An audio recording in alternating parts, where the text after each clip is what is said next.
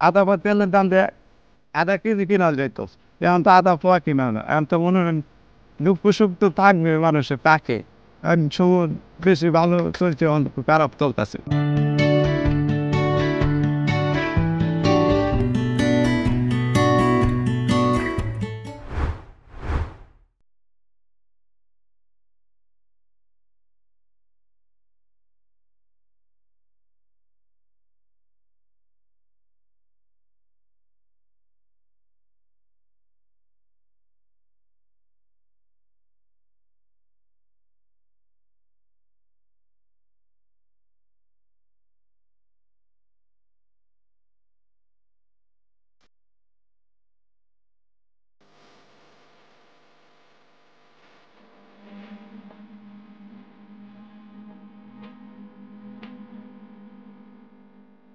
আমার বাড়ি ময়মনসিংহ, নান্দেল থানা, গ্রাম বানাটি।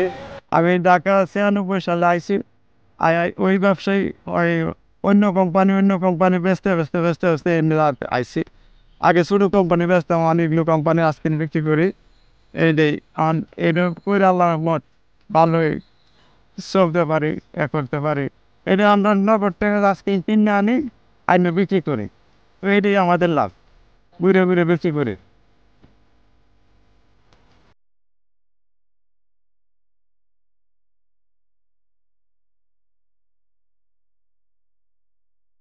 আমি ৩ টা আনছি আইসক্রিম।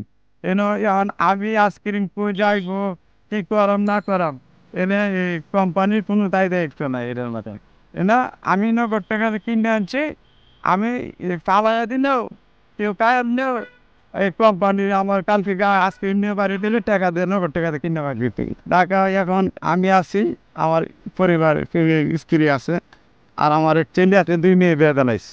আগে তো মনে করেন এই ব্যবসাটা করে ভালো ছিলাম, সব কিছু দাম টাম কম ছিল, চলতে পারছি। এখন তো মনে হয় 500 টাকা কামা নিলে কিছু হয় না।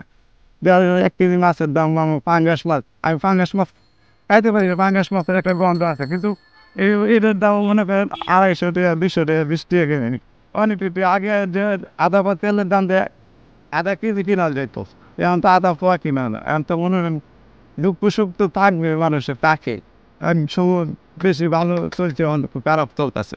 ঢাকা শহর মনে করেন আমি যদি বয়ে থাকি, আমার 500 টাকা তো খরচা আছে, ফ্যামিলি আছে, ঘর ভাড়া আছে, এটা তো আর কোনো ইন্স্যুরেন্স নাই যা আসতে আছে। আমি বসে আছি, আমি দানা করছি।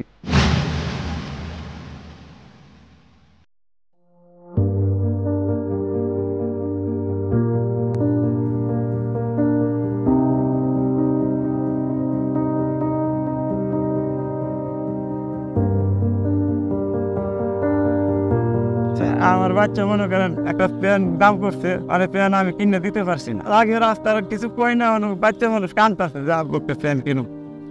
আমি কইতে যাই চাইও, পরে কিনে দিব তোমার, আরো ভালো প্যান কিনে দিব, কিন্তু তো বলতেছে না। তো আমার তো টেয়া তো স্যার কম, আর আমি তো এই জিনিসটা আমি লইতে পারতেছি না। আর টাকা নিয়ে গেছি, আরেকটা কিনতে গিয়ে আরেকটা বেশি লাগে গেছে, আরেকটা জিনিস কিনতে পারতেছি না। এরকম তো হইতেছে এখন। আমার বউ কিছু করে না, আমার ডায়াবেটিসের রোগী, বেশি অংশ অসুস্থতাদায়ক। ওষুধ কিনা তো মনে করেন একদিন ওষুধ না কিনলেও তো সমস্যা হয়ে যায়, কিন্তু ওষুধ কেনার কঠিন হয়ে যায়। ডায়াবেটিসের রোগী ওষুধ না কিনলে 12 মাসে ওষুধ কিনতেই হয়। প্রতিদিন বোঝা যায় মাসে 5,000 6,000 টাকার ওষুধ জায়গা। আমার পোলার মাদ্রাসা ভর্তি করছিলাম, মাসে 1,000 টাকা দিতে হয়। এই পোলা আমি বা করে লিয়ে আয় পড়ছি।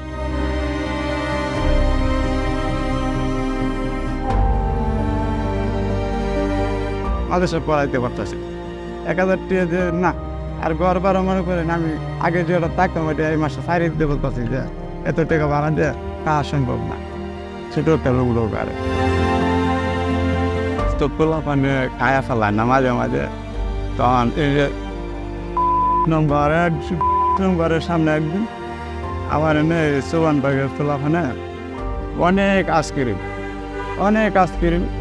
খায়া এক একজন দৌড়ে দৌড়ে আই, আর ডাক্তার দাম করে নিয়ে দৌড় মারে পরে লাস্টে একজন, সবাই দূরে দূরে ঘুরে গেছে গা, হেন থেকে অনেক দূর থেকে একজন আইসে, হে আয়া আবার একটা আইসক্রিম জমা দাম করে নিয়ে জায়গা, তখন আমি আইন হয়ে গেছি ডাইরেক্ট পুলিশের কাছে লয়ে গেছি পুলিশের কোথায় মামলা করতে হবে তখন আমি করতে চালতে যা আজকের মারুতিটা কায় যা আমার মামলা করা আমি ওর পাশে কেমন সময় নষ্ট যা গেছে আমারই গেছে ওইটি আমার গাড়ি আইসক্রিম তো আমার তো আর টেকা নেই এটাই চালাম এর থেকে ব্যবসা করাম খায়াম ঘর ভাড়া দেম ফ্যামিলিগত এই খরচা করাম হ্যাঁ আর আমার তো চালান খাওয়ার ইচ্ছা নেই চালান কামুকে লেগে ব্যবসা করে লাভ করে খায়াম আমার গাড়ি ভরা থাক শীতকালে আইসক্রিম বিক্রি করি কম হয় ধরেন সারাদিনে 5টা 10টা আইসক্রিম বেশি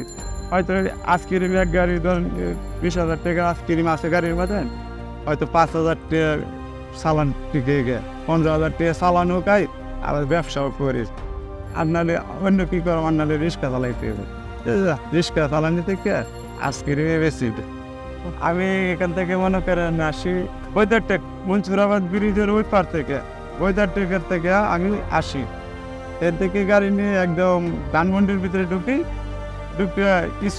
স্কুলের গেটে বসে স্কুলের গেট যা টাইমে ছুটি হইব ওই টাইমে গিয়ে বসে বিক্রি করে কোনো স্কুলও বেশি ছুটির টাইমে 300 টাকা কোনো স্কুলও 500 টাকা কোনো স্কুলও 200 টাকা হ্যাঁ এভাবে বাদে এই দিক থেকে মেডিনগরে না রাত 10টা পর্যন্ত বসে থাকে